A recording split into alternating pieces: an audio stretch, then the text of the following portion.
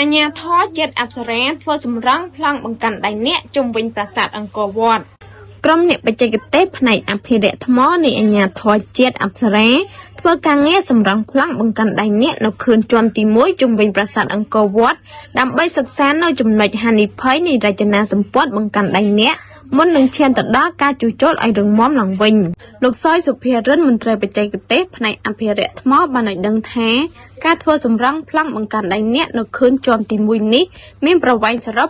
950ម៉ែត្រការបំពេញការងាររយៈពេល12ខែមកនេះសម្រាប់លទ្ធផលបានប្រវែងជាង450ម៉ែត្រកិច្ចការសម្រង់ប្លង់នេះមានសារៈសំខាន់ដើម្បីសិក្សាពីស្ថានភាពហានិភ័យនៃរចនាសម្ព័ន្ធសំណង់បង្កាន់ដៃអ្នកចំណុចដែលមានហានិភ័យខ្ពស់ចំណុចធ្លាប់ជួសជុលសម័យមុនជាដើមជាលទ្ធផលនៃការសិក្សាឃើញថាបង្កាន់ដៃអ្នកនឹងខឿនជាន់ទី1ជុំវិញប្រាសាទអង្គរវត្តមានចំណុចមួយចំនួនទទួលរងហានិភ័យខ្ពស់ដោយថ្មបង្កាន់ដៃអ្នកមិនមានលំនឹង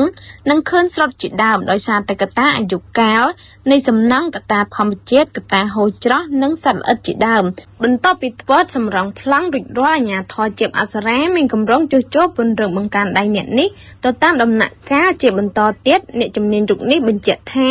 កាលពីអំឡុងឆ្នាំ2022-2023អាជ្ញាធរជាតិអប្សរាបានជួសជុលពង្រឹងបង្កាន់ដៃអ្នកនិងខឿនចិន្តានៅទិសខាងត្បូងរបស់ប្រាសាទអង្គរវត្តបានជោគជ័យរួចមកហើយ